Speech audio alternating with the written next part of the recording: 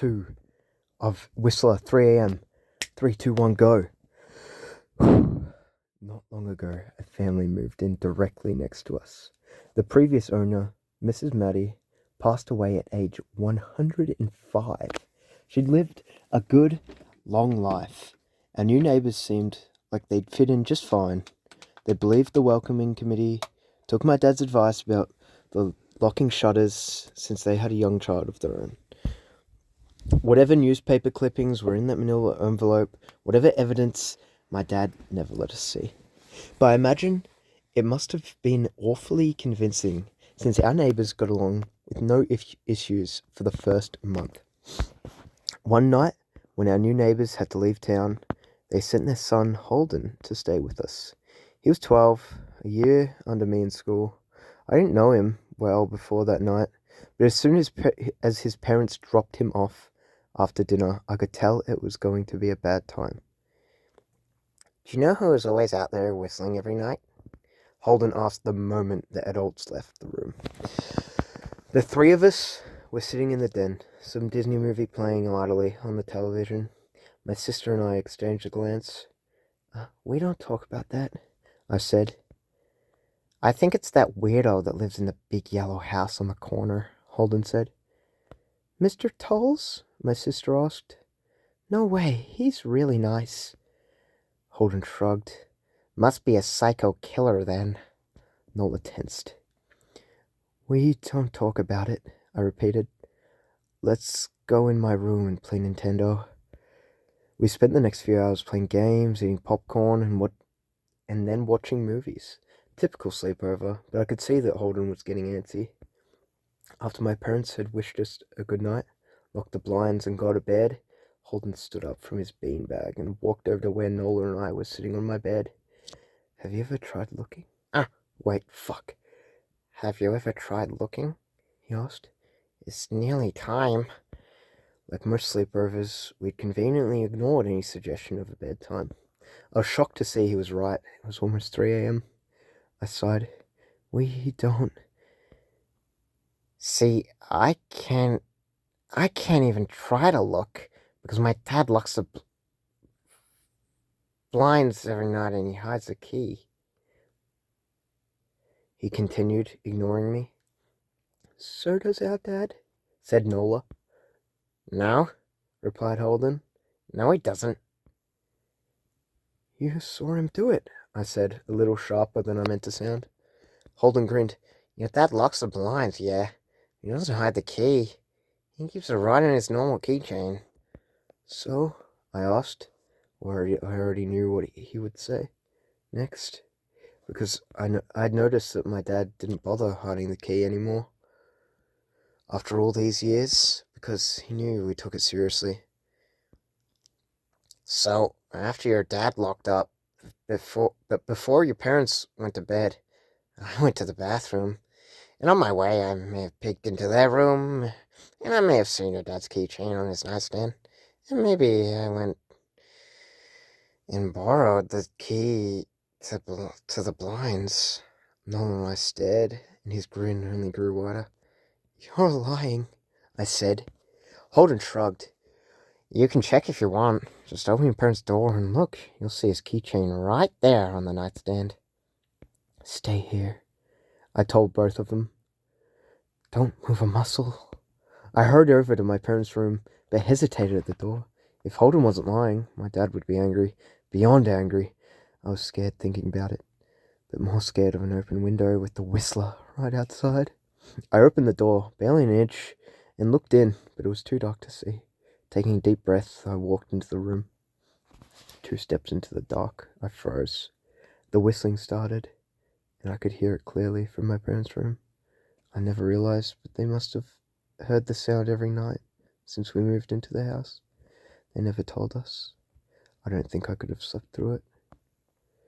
I stood there, listening to the whistling come closer, unsure whether I should turn on a light or call out for my dad. Soft sounds from the living room brought me back to reality. No! I runned. Fuck! I yelled, running out of my parents' room. Holden and Nola were standing near the front door, next to a window. Holden wasn't lying. I could see him fumbling with the lock to one of the blinds. I heard a click. He did have the key. Holden let out a quick laugh. Nola stood next to him, hunched up, afraid, but maybe curious. The whistling was right outside our house now. I think I made a sound. Called out. I can't remember. Time felt frozen. Clock hands nailed to the face. But I found myself moving. I'm not fast. I've never been athletic. Somehow, though, I covered the space between myself and Nola in a moment. My eyes were locked on her, but I heard Holden pull up the blind. Oh my fucking god. I heard Holden pull the blind all the way down so it could release. I heard the snap of it start to raise. I heard the whistling just on the other side of the window. But I had my arms around Nola. I turned us so she was facing away from the window. At the same time, I jammed my eyes shut. The blind whipped open. The whistling stopped. I felt Nola shaking my arms. Don't look, okay? I told her. Don't turn around. We were positioned so that she was facing back towards the hallway and I was facing the window. My eyes were still closed. I felt her nod into my shoulder. I reached out with the arm, not holding Nola, and tried to touch Holden. My hands brushed against his arm. He was shaking worse than Nola. Holden? I asked. Silence. I reached past him and gingerly felt for the window, eyes still sealed shut. The glass was cold against my fingertips, colder than it should have been for the time of year. I moved my hand up the window, searching for the string to the blind. The glass began to get warmer, the further I reached, and there was a gentle hum feeding back into my fingertips. I tried not to think about what might be on the other side of the window. Finally, I touched the string and yanked the blind shut. I opened my eyes. In the dim light leaking out from the kitchen, I could make out Holden, pale and small, staring at the now closed window. Holden? I asked again. He turned towards me, and he screamed. Everything became a flurry of motion. Lights sparked to life in the hall, then the living room. My parents' footsteps thudded across the hardwood floor. I didn't turn to look back at them. My eyes were glued to Holden. He was pale. He had bit his lips so hard there was a thin red line of blood running down his chin, and he'd wet himself. What happened? My dad asked from behind me. I managed to swivel away from Holden and look back. He looked... I'd never seen my dad scared before, but I saw it that night. In that moment, an old, ugly terror stitched on his face. A parent's fear. Just Holden, he mouthed to me. I nodded, yes.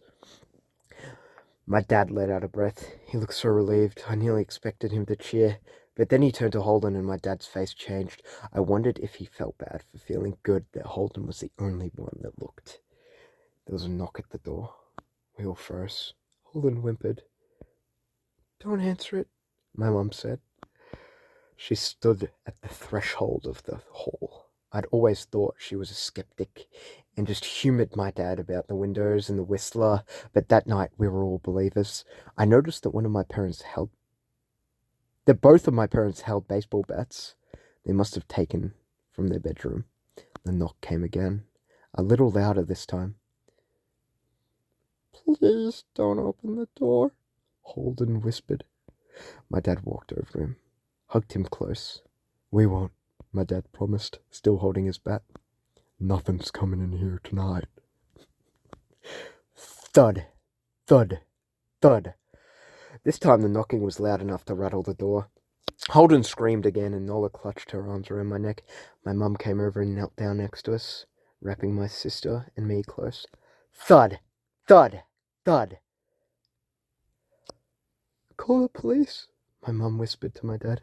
The knocking instantly stopped. My dad looked over his shoulder at us. Do you think... He was cut off by a frantic knocking that trailed off to a polite tap, tap, tap. Police, said something from the other side of the door. The voice from outside sounded exactly like my mum, like a parrot repeating the words back to her. Police, call the police. Police. My mum pulled us closer. Police, police, police, police. Please stop.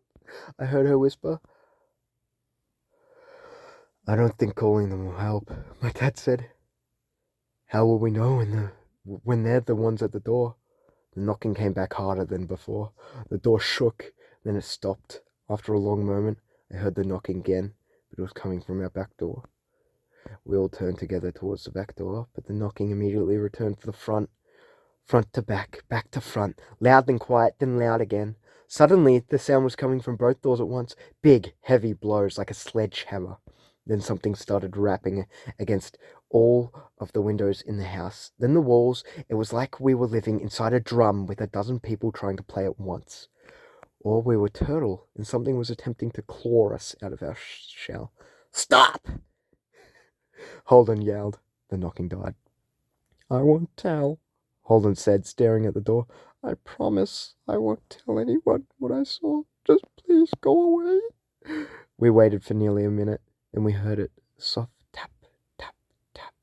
Coming from the window Holden had looked through earlier. Holden started to cry. Sobbing like a prisoner watching gallows being built outside their cell. My dad held him, brushed his hair, but never lied to him, never told him things would be okay. The tapping in the window went on for the rest of the night. We huddled together in the living room for I don't know how long. Eventually, my mum tried to take us kids into my room while my dad stayed to watch the door. But the second we moved into my bedroom, the knocking came back. So loud it was impossible to ignore. I was afraid the door couldn't take it. We went back to the living room, and the knocking stopped. Only the tap, tap, tap on the window remained. None of us slept that night. The tapping stopped around 7. That's about the time the sun comes up here. We waited another 2 hours before my dad opened the blinds from one window. He made us all go back to my parents' bedroom first. I heard him open the door and come back in. Okay, he told us. It's done. Holden's parents came back around lunchtime. My mum and dad walked Holden over to his house, and they all went inside for quite a while. Nola and I watched from the window. She stuck to me the whole day, right at my side, sometimes holding my hand. When my parents came back, they looked grim, but wouldn't tell us what they said to Holden's family. It was a Sunday, so we all spent the day together, ordered a pizza, and watched movies. That night, everyone slept in my room. Nola, my mom, in the bed with me, my dad in the chair he'd pulled over. There was no knocking that night, or any night since. We didn't see much of Holden or his parents for the rest of that week, but by Thursday there was a moving truck in their driveway. Nola and I watched them packing up the whole afternoon after school. What sticks with me most is how tired Holden and his friends looked. All three had the same pallor, grim mouths and lightless eyes. Even from across the street, I could tell something was very wrong. Holden and his family were gone before sunset. I remember what the original welcoming committee said to my parents when we moved in. Not everyone who looks at the Whistler dies, but even those that live have the light go out of them the rest of their lives. Are full of misfortune. A million little tragedies. I think Holden's parents must have looked either to comfort him, they didn't believe, or share the burden.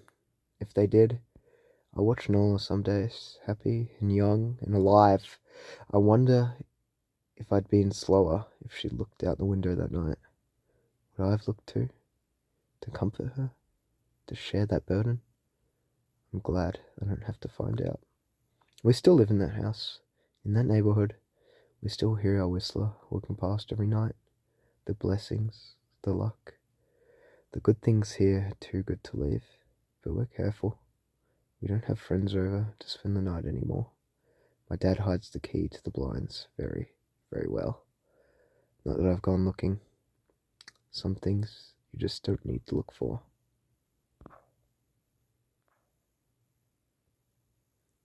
Damn. Yeah, that was good. Yeah. I would honestly just start whistling with it. It would be a grand old time. It's not 3, it's around 8:30 ATM, but I swear to the Lord I heard a whistling tune out my window when I started reading. Wasn't exactly like described. A few das more. I'm hoping it was in my head. Holden played fuck around and find out. And find out he did.